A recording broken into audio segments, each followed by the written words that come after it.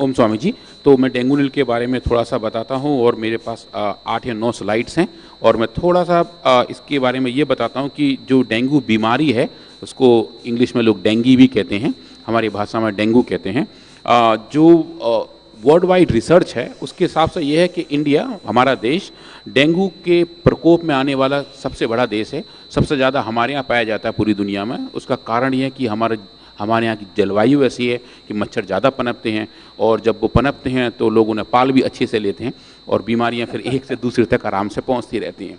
पर ऐसा नहीं है कि ये बीमारी क्यूरेबल नहीं है या इसका इलाज नहीं है। इसका ऐसा इलाज है जो लार्जली हाइजीन पर डिपेंड करता है। आसपास अगर हम पानी ना भरने देते हैं, मच्छर पैदा नहीं होते हैं तो ये जो बीमारी है सब बहुत तेज़ी से काबू पाया जा सकता है, ज़्यादा फैलती नहीं है। तो डेंगू के सिम्टम्स क्या हैं? जो सबसे कॉमन सिम्टम है, जो सब लोग जानते हैं कि इसमें बुखार आता है। बुखार के साथ लगभग 8 और पैरामीटर हैं जो साथ साथ चलते हैं, जैसे आंखों के नीचे दर्द होता है, हाथ पैर में जकड़न हो जाती है, दर्द शुरू हो जाता है, हड्डियों में दर्द शुरू हो जाता है, स्किन पे लाल रंग के चकत्ते पड़ जाते हैं, सिर दर्द होता है, उल्टियाँ आती हैं और जोड़ों में भी दर्द काफ़ी सारा होना शुरू हो जाता है। तो ये डेंगू के एक ऐसे लक्षण हैं जो डेंगू और चिकनगुनिया दोनों में लगभग बराबर ही पाए जाते हैं। मेनली जो चकत्ते वाला सिम्टम है, जो लाल लाल मार्क आ जाते हैं स्किन के अंदर, जनरली जोड़ों के आसपास, वो लाल और काले निशान इसलिए पड़ते हैं कि आपका ब्लड के अंदर से जब प्लेटलेट कम पड़ जाता है तब वो आपके जो कैपिलरीज हैं, छोटी छोटी नस नाड़ियां हैं, वहाँ खून लीक होने लगता है, लीक हो जाता है। लीकेज से वो नीले और काले निशान पड़ते हैं। तो वो स्वामी इंटरनल हेमरेज है, हेमरेज है। हाँ। और उसका भी एक कारण है कि एक स्पेसिफिक मार्कर है जो हमारे खून की सेल्स, जो हमारे क्या बोलते हैं इनको, ब्लड वेसल्स की सेल्स हैं, उनके अंदर एक स्पेसिफिक मार्कर होता है एंजियोपोइटिन 2। जैसे जैसे उसका लेवल बढ़ता है वैसे वैसे ये जो हमारी ट्यूब्स हैं वो ज़्यादा पोरस हो जाती हैं, उनके थ्रू सेल्स बाहर आने शुरू हो जाते हैं। तो जो हेमरेज है, जो आरबीसी हैं, जो रेड ब्लड सेल्स हैं, वो आके एक जगह इकट्ठा हो जाते हैं और वो लाल रंग के चकत्ते के तौर पर दिखाई पड़ते हैं और जैसे वो सेल्स मर जाते हैं वहाँ पर वो काले पड़ने शुरू हो जाते हैं। तो जो चकत्ते का कारण वो जनरली स्वामी जी लीकेज है जो बीमारी की वजह से होती है। तो इसके लिए स्वामी जी जो हमारा फॉर्मुलेशन है डेंगू नील बटी, इसके अंदर 5 कंपोनेंट हैं। गिलोय है, एलोवेरा है, पपीता है, अनार है और तुलसी है। वो पांचों स्क्रीन पे आप सबको दिख रहे होंगे। ये सारी चीजें हम जूस में भी पिलाते हैं आपको। इसमें पपीता है, गिलोय है, अनार है, वीटग्रास है, एलोवेरा है। ये इनका एक तो जूस पिलाते हैं, फिर इनका एक्सट्रैक्ट से ये डेंगू नील, और फिर एक, क्योंकि कुछ लोग डेंगू नील का मतलब समझते थे खाली डेंगू नील के लिए, डेंगू के लिए, तो इसलिए प्लेटोग्रिड भी एक नई औषधि बना दी है। नहीं तो प्लेटलेट गिरने से आदमी की मौत तक हो जाती है और ऐसे लाखों लोगों को प्रत्यक्ष रूप से और करोड़ों लोगों ने हमसे सुन के घर में कर लिया, अपने आप को मरने से बचा लिया। कैसे किया ऐसा? स्वामी जी हमने एक्चुअली जब ये एक्सपेरिमेंट किए थे तो आपने कहा था कि गिलोय को भी अलग से ट्राई करें, तुलसी को भी अलग से ट्राई करें, उनका कॉम्बिनेशन भी ट्राई करें। तो इस एनिमल मॉडल में हमने ये सब ट्राई किए थे, डेंगू नील के अलावा भी, और गिलोय का भी उसमें स्वामी जी बहुत जबरदस्त आया था। गिलोय एकदम से प्लेटलेट को बढ़ाती है। तो वो हमने पाया और ये जो डेंगू नील वाला काम है स्वामी जी हमारी टीम ने खत्म किया और इसको हमने ऑलरेडी पब्लिश किया है। बायोमोलिक्यूल एक बड़ा जर्नल है स्वामी जी, उसमें ये लास्ट ईयर पब्लिश हुआ था, जो आपको स्क्रीन पर दिखाई दे रहा है। इंटरनेशनल रिसर्च जर्नल सब मान रहे हैं कि आयुर्वेद में दम है।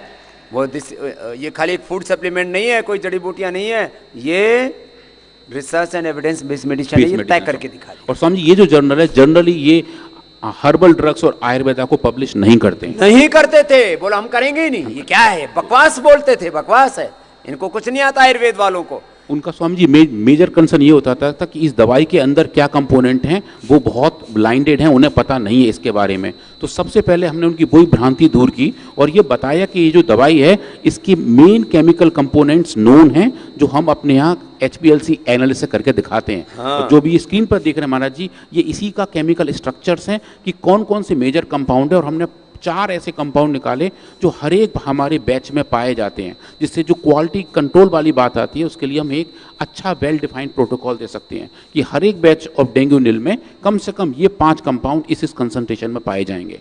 तो उस तरीके से फिर लोगों के दिमाग में इसकी एक्सेप्टेबिलिटी बढ़ी, जो साइंटिफिक तरीके से चीज़ों को आगे लेके चल रहे थे, स्पेशली जो हमारे रिव्यूअर्स थे जिन्होंने हमारे काम को देखा। तो समझिए फिर हमने देखा कि हम इसको टेस्ट कहाँ करें। चूहों में जनरली डेंगू वायरस काम नहीं करता है। हाँ, ये तो चूहों को नहीं होती है डेंगू, ये चिकनगुनिया, कोरोना, तो ये बड़ा मुश्किल था रिसर्च करना भी। तो उसके लिए स्वामी जी हमने जीब्रा फिश पे काम किया, जैसे लास्ट टाइम भी हम लोग किए थे डिस्कस कि ये जो जीब्रा फिश है, एक छोटी सी होती है मछली, उसके अंदर हमने डेंगू वायरस को इंजेक्ट किया।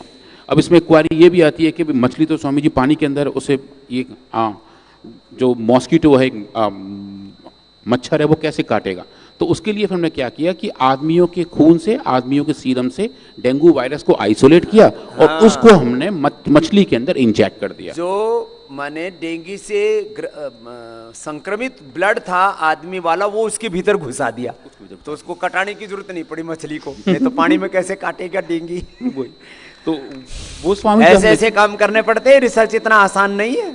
इसमें स्वामी जी हमने एक काम और किया, जैसे हर बार आप बताते हैं कि हम डोज डिपेंडेंट तरीके से काम करते हैं, इस बार हमने डोज के साथ साथ एक और पैरामीटर लगाया, वो था टाइम डिपेंडेंट। तो हमने 3 डोज बनाई डेंगोनिल की और उसे 2 अलग अलग टाइम तक के लिए दिया। तो एक एक्सपेरिमेंट था जहां हमने टोटल 14 दिन तक ट्रीटमेंट दिया था और दूसरा एक्सपेरिमेंट था जहां हमने 22 दिन तक ट्रीटमेंट दिया था। और ये देखने का प्रयास किया कि जो डेंगू के मार्कर हैं, जो डेंगू के मार्कर हमें आदमियों में मिलते हैं, मरीजों में मिलते हैं, क्या वैसे हम मछलियों में देख सकते हैं या नहीं। और फिर उसके बाद एक जो बेसिक क्वेरी आती है कि कौन कौन से ऐसे पैरामीटर हैं जो हम देख पाएंगे। तो 4 मेजर पैरामीटर हैं स्वामी जी जो देखे जाते हैं आदमियों में। एक तो फिनोटिपिक चेंज, मतलब आदमियों के व्यवहार में चेंज, जिन्हें बुखार आ जाता है, जिनमें लिथार्जी रहती है, रेस्टलेसनेस आ जाती है।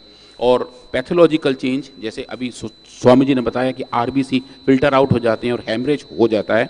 और मॉलिक्यूलर लेवल पे क्या चेंज हो रहे हैं, जो डेंगू वायरस का मार्कर है, क्या हम उसको नाप सकते हैं एक आरटीपीसीआर के थ्रू। स्वामी जो कोविड के टाइम पर आरटीपीसीआर इतना फेमस हुआ था, वो एक्चुअली हम डेंगू के लिए इस्तेमाल कर रहे थे। और हमने ये देखने का प्रयास किया कि किस टाइप के बायोमार्कर हैं, जैसे अभी बात कर रहे थे एंजियोपोएटिन 2 की, CCL3 की, ये मॉलिक्यूलर लेवल के एक तरीके से कंट्रोलिंग फैक्टर हैं स्वामी जी, उनको भी हमने देखने का प्रयास किया। और फाइनली देखा जो कार्डिनल साइन है कि प्लेटलेट के लेवल कितने चेंज हो रहे हैं। और ये देखा कि प्लेटलेट के लेवल जो कम हो जाते हैं, क्या हम उन्हें वापस ला सकते हैं डेंगोनिल द्वारा। और आरबीसी के लेवल और WBC के लेवल जो बढ़ जाते हैं, क्या हम उनको वापस नॉर्मलाइज कर सकते हैं। इन सबको हमने देखा और ये देखने का प्रयास किया कि काम कैसे हुआ। तो ये जो स्वामी जी अभी बता रहे हैं कि 3 अलग अलग डोजों पे, डोज डिपेंडेंट और टाइम डिपेंडेंट तरीके से डेंगोनिल वटी ने डेंगू वायरल के लोड को कम किया। तो स्वामी जी हमने देखा कि जो आरबीसी और WBC है, उनका लेवल कितना बढ़ रहा है और क्या वो लीवर में जाके बैठ रहे हैं, क्योंकि वो भी एक बड़ा पैरामीटर था। और हमने देखा कि जो आरबीसी का इंटरनलाइजेशन लीवर के अंदर हो रहा था, वो भी डेंगोनिल ने कम किया, डोज डिपेंडेंट तरीके से और टाइम डिपेंडेंट तरीके से। और इसके साथ साथ जो टोटल काउंट से सेल के, वो भी स्वामी जी नॉर्मल हो गए। ये सब डेटा ऑलरेडी ऑनलाइन उपलब्ध है, PRI की वेबसाइट पे भी है और जर्नल की खुद की वेबसाइट पर भी है। और स्वामी जी एक बड़ी बात थी जो मैं आपको ये बताना चाह रहा हूँ कि जो एक साइन है, कॉमन साइन है डेंगू का, वो हेमरेज है। सब जगह खून के थक्के जम जाते हैं। वो स्वामी जी हमने मछलियों में भी देखा। जो मछलियों के पंख हैं, जो फिन्स हैं, उनके साइड में हेमरेज दिखना शुरू हो गया जब उनको हमने डेंगू वायरस दिया था। तो वो जो हेमरेज था, उसका साइज, उसका टोटल एरिया हमने नापा और देखा कि डेंगोनिल ने उसे टाइम डिपेंडेंट और डोज डिपेंडेंट तरीके से भी कम किया था। तो हेमरेज की भी रिकवरी शुरू हो गई थी डेंगोनिल की वजह से स्वामी जी।